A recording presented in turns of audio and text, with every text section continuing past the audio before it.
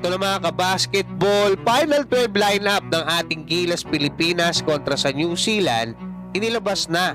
Coach Tim Cone naniniwalang magkakaroon ng magandang performance si Justin Brownlee at pag-usapan na rin natin kung saan natin pwedeng mapanood ng live ang bakbakan ng Gilas Pilipinas kontra sa New Zealand.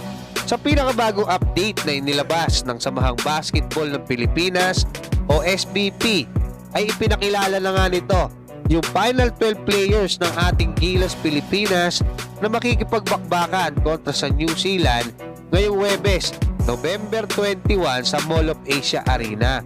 Pasok sa 12 sina Japet Aguilar, Mason Amos, Julmar Pajardo, Chris Newsam, Calvin Octana, CJ Perez, Kevin Tiambao, Dwight Ramos, Kai Soto, Carl Tamayo, Scotty Thompson at ang naturalized player ng ating Gilas Pilipinas na si Justin Brownlee.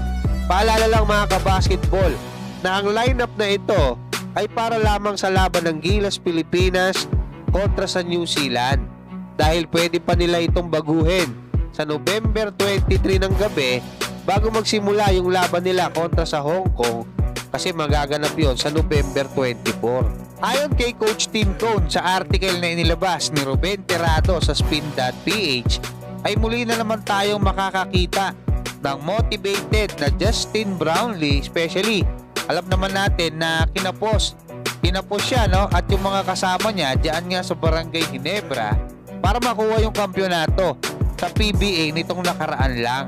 Kaya talagang naniniwala si Coach Tim Cone na magpapakita ng magandang performance si Justin Brownlee para sa Pilipinas. Napatunayan niya na yan mga kabasketball maraming beses na sa nakaraang SEA Games kung saan nakuha nila yung gintong medalya. Ganon din sa Asian Games kung saan marami siyang pinaiyak ng mga Chinese mga kabasketball para lang makakuha yung ginto kasi ang laki ng lamang sa atin nun pero tinalo pa rin natin sila. Maging doon sa Latvia sa FIBA OQT, tinalo natin yung number 6 sa FIBA World Ranking na Latvia. Pero syempre motivated din ang ating pambatong si Kai Soto dito nga sa magiging laban nila kasi yung karamihan dyan mga nakalaban niya doon sa NBL Australia. At syempre lahat ng players ng ating Gilas Pilipinas na lalaban para sa Pilipinas talagang gagawin yung lahat para masungkit nila yung panalo kasi 4 na sunod na tayong tinatambakan netong New Zealand diyan nga sa mga FIBA Games.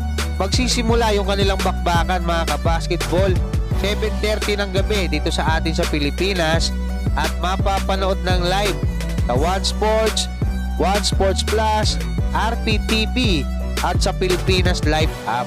Hanggang dyan mga kabasketball, maraming salamat at God bless sa inyong lahat.